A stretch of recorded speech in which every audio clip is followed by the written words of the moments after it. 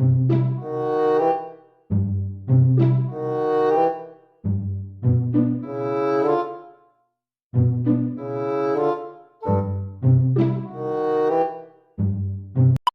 crazy? I'm sorry if this sounds like too much, but I swear to God he's been telling me to buy this for him. I don't want to get hit again. Jirao. Please Deku. I don't want to use him, not after everything he's done for me. I know it sounds as if I've never took advantage of him to help you, but it hurts me every time. Dart. Jirao, why can't you leave him? I'm scared. You know how powerful he is and I'm. Jirao chokes out a tear, a heavy sigh leaving her mouth. She looks at her phone screen cautiously, checking the time to see if her boyfriend was on his way back home. Her heart was beating rapidly, disheartened because she was tired of dealing with his bullshit. She didn't know what was more suffocating, not being able to act the way that she wants because she's scared to get hit, or the favors she entangles Deku with cause of her jobless boyfriend. I'm sorry, he's gonna come home soon. If you can, please. I don't. The ring ends as soon as Deku heard a knock at the door. He shuts his eyes, hands grabbing his chin as he worries over his friend. He can't keep doing this. He can't keep spewing nonsense about dating rumors of Todoroki with another girl just so that he can buy him something overpriced to ask for forgiveness over. He can't keep giving the excuse that his family was in need of something because they weren't financially stable. He can't. He couldn't make any more excuses. Hey, how are you? Todoroki greets as he enters the hallway. His smile flashing brightly as soon as he sees his boyfriend walking towards him. Is everything alright? Yeah. You look a little upset. Are you sure? Don't worry about it. You know you can talk to me if you need anything, right? Of course. I know that too well. Okay then, I'll go take a shower now. He still gives him that reassuring smile. Todoroki doesn't know why, but he can't wipe off the stupid grin he has on his face. He couldn't comprehend why Izuku brought such light to his life. Ever since they got together he promised he would do anything to see him smile. Because that was to him, it defined the core of his own happiness. I can't do this. Todoroki, why did you have to fall in love with me? He wasn't sure if he said that out of guilt or because he pitied Todoroki for experiencing such a thing. Deku leans his back on the beige wall of their shared apartment, tears building up on his eyes because he was honestly terrified. He didn't know what would happen if Todoroki ever found out, considering that he was a pro hero and was capable famous enough to sue him, or expose him to the press. He wouldn't know what to do. So why did he keep on doing this? He keeps questioning himself. To get manipulated over someone that claims to be your friend, just because they're put in a situation they can't handle themselves. If you were to make me state the disadvantages of being kind, this was one of them. Not being able to be assertive. Not being able to put themselves before others. Not being able to recognize the situation where they can't actually help. What would you like for dinner? Anything you want is okay with me. Todoroki is still shaken by how he speaks. It gives off a different vibe than his usual self. But he shrugs it off because he wanted to respect Deku's boundaries. Okay then Sashi. Is that okay? Yeah, that sounds good. I'll get you your usual salmon mente roll. Do you want sashimi or any side dishes? Can you get me some katsudon? I feel like it honestly. Sure. Alright then, I ordered. I'm gonna go shower and we'll have dinner together, okay? Yeah. Todoroki went inside their shared bedroom, going inside the bathroom. Izuku honestly hated how happy he looked despite everything that has been going on behind his back. Does he really not know? And it hurts so much hearing him say things that scare him. Why? Why does he have to keep reassuring him? Why does he have to show that he cares and love him so much? Sighing again, his face leaves a scowl as he tries to not cry again for the 5th time this week. It felt wrong in all ways, but he just couldn't handle it. He leaned his back on the wall, looking over to the side as Todoroki's phone leaves a loud ping. He knew he shouldn't be having the intention to look at his phone. What could there even be in the first place? Todoroki wouldn't cheat on him. He believed that so much. What was it that made it so intriguing for him to open his phone? To find a reason to fight over and fix Jirao's ordeal? Yeah, maybe that was it. Todoroki, are you okay? The notification lit up on his phone. He unlocked the device, looking at the messages that had been sent. Old conversations of Momo and Todo a few months ago. Are you sure you don't want me to just drive you home? It's okay, you have work don't you? Yeah but you're. Momo, it's okay. Todoroki it's not. Why are you doing this to yourself knowing full well he's just using you? Momo. I thought you said we weren't gonna talk about this. Number. You listen to me. How long has this been going on? I'm pretty sure ever since we started going out. And how long have you two been going out?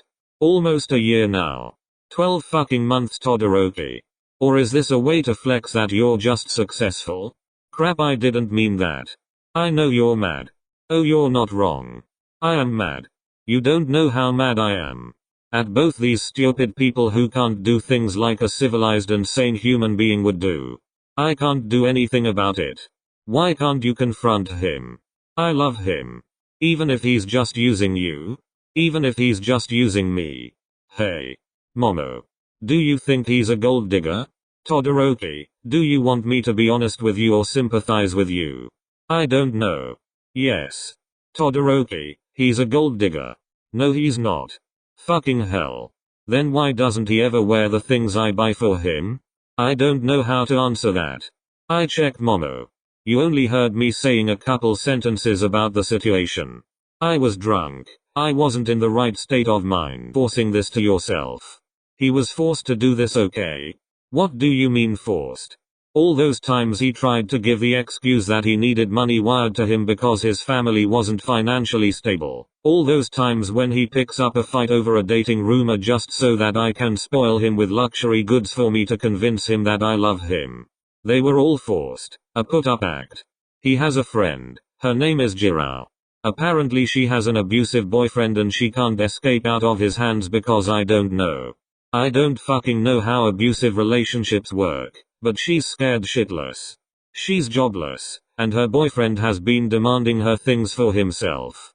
But she technically needs the money to support herself too. She's been telling Izuku to do these things to me so that he can lend her the money for her errands. I raised suspicions about where the things I buy for Midoriya goes, but I never knew it was linked and planned this far ahead. It honestly twists me up. I don't even know what to think. I always knew Izuku would be the type of person to help others, but I didn't know it would go to this extent. That's mind-blowing. I'm so sorry to hear that. I'm confused now. Why wouldn't you be? Anyone would confront them if they were to find out. I don't want to confront him. It makes me question if everything was all a lie in the first place. I probably seem so desperate, but even if this relationship is fake or based on a deal, I'd rather have it than having to lose him. Todo. Let me drive you home Todo. I'll just call a driver. It's literally 3 AM Todoroki. Then I'll just force myself to drive the car. Are you crazy? You can't drive Todoroki. Yeah I can. Do you want to get into an accident? Let me drive for you. Where are you? Address. _ A couple minutes have passed since Todoroki entered the bathroom, the inevitable guilt and horrible feeling entering Deku's body. Has he always known everything? He dropped himself to the cold floor, gasping frantically as he cages himself with his arms slowly, kneeling down. He needed to check the date of when they had that conversation. The 21st of December, it's now 21st of January. Todoroki, it's been a whole month. Even if Deku felt the undeniable guilt, he couldn't question himself why he decided to manipulate him anyway. He knew that hero work was obviously tiring. As a matter of factly, you'd be lucky enough if you were to go home after a 12-hour shift. Waking up early at 4 AM, and going home at 10 PM. That was already too much. Izuku knew how the boy took his work into seriousness and how much he loved doing it. It made him feel warm inside after hearing about the past with his dad. Yet still, even after acknowledging that his work made Todoroki give him less attention, which he already felt culpability for, he kept on guilt-tripping him for things that he couldn't even control. Guilt, guilt, guilt. That was all that he felt. It was written on his face, how much he feels bad for taking advantage of how his work affected their relationship. He didn't know how to face him after this. Sure, he would probably feel so much better if he left, or stopped. But what about Jirao? What's going to happen to her? Would he really be the person to choose a significant other, a fake one to be specific, over his best friend of 7 years that has an abusive boyfriend herself? Todoroki doesn't deserve this. Hey babe, I got a call that the food was outside. Could you get it for us? He heard his voice echoing from the other side of the room. Even looking at the apartment made him feel sick. He was so successful, and yet, fuck. Izuku quickly got up, fixing his messed up hair from grabbing it too much, and wiped the tears that trickled down his face with his fingers. Worn out from the mental breakdown he just had. He opened the door back to the house only to be met with a stoic expression on his face. Izuku looked up at him, still seeing the slight glimmer in his eyes. A look reserved for him and him only. He didn't know what Shoto did to deserve anything like this. Why? He was too precious for this world. Hey. Have you been crying? What's wrong? Inside his head, it was imprinted on his mind, the thought of breaking up. I can't do this anymore. Todoroki gaped at him with a confused look, only awkward silence surrounding the both of them. But as seconds passed, he soon realized what he was onto, what made him break the day he found out the truth. Questions were bombarding his mind. He didn't want to face it. A part of Shoto made Izuku want to stop talking and delay the conversation for later, but the hurt look on the green-haired boy's face made Todoroki want to cradle him in his arms and hear nothing. He didn't want to talk about this. He didn't want to think about the constant possibilities that could happen in their relationship. If he were to describe, it obviously wasn't a perfect relationship, but they both were happy, content, comfortable. That was more than he asked. So why now? Why out of all times? I know you know what I'm talking about. I don't even know where to start talking. I don't. Shoto's heterochromic eyes looked away from his emerald ones, an evident sign of pain. He caught how honest and earnest his eyes looked, almost as if it was wanting to swoon and entrance him all over again. God, he loved him so much. He was thinking that he would be saying shit about how deplorable he was. Don't pity me. Don't go rambling sorries. Don't go saying how I don't deserve it. But you don't. There it was again, an unbreakable silence. The tension was above the roofs, the other trying to hold back his tears, while the other was on his knees mumbling countless apologies.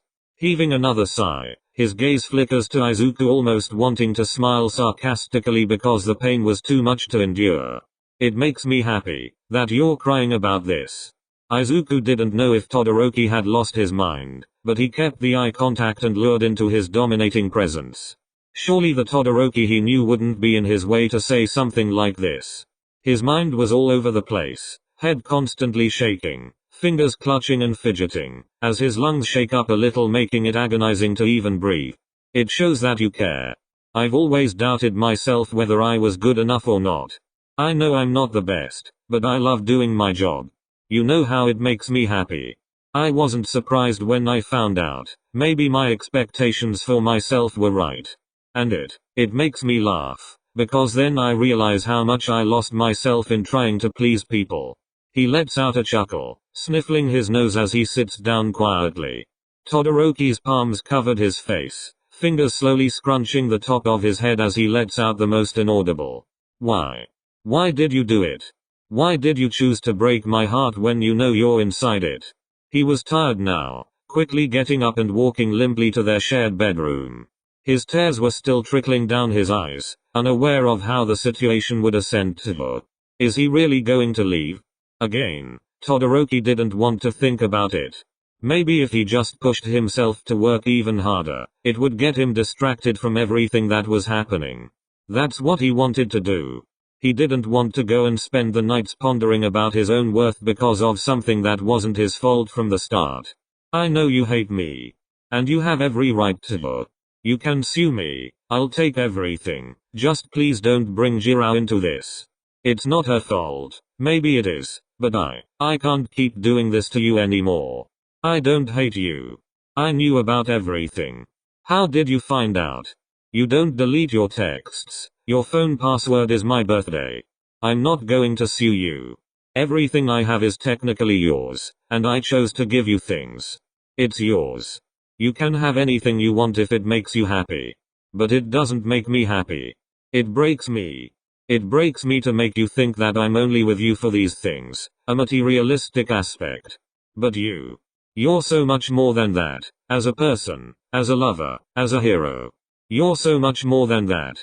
I can't keep telling myself it's okay to hurt you, someone who cares, loves me. What are you trying to imply with this conversation, Midoriya? He approaches him, their eyes now met with a lingering feeling of comfort and warmth. It felt so safe. Todoroki put a hand on his shoulder, the other hand slowly caressing his cheeks with his thumb, smothering the tears away. He smiles. Shoto smiles again. Because this time, he brings him over into a tight embrace and tucks his face underneath his chest. Do you love me? Midoriya freezes, hands on the floor, unable to reciprocate back the large hands that were wrapping him tightly. With so much love and affection. I can't answer that. He hears a sniffle, feeling more tears dampening his shirt. That hurt, not really a good response for such an intimate question.